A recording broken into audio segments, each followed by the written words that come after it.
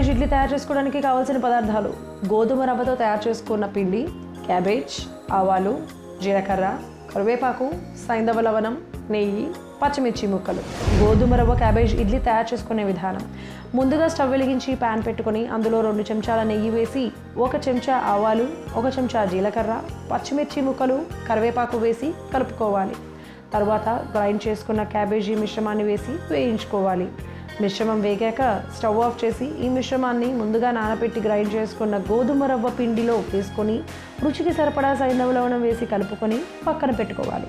ఇప్పుడు స్టవ్ వెలిగించి ఇడ్లీ కోసం పాత్ర పెట్టుకొని ఇడ్లీ పాత్రకి చక్కగా నెయ్యి రాసుకొని కలుపుకున్న మిశ్రమాన్ని వేసుకొని ఇడ్లీ పాత్ర పెట్టుకొని 10 నిమిషాల పాటు ఉడికించుకోవాలి.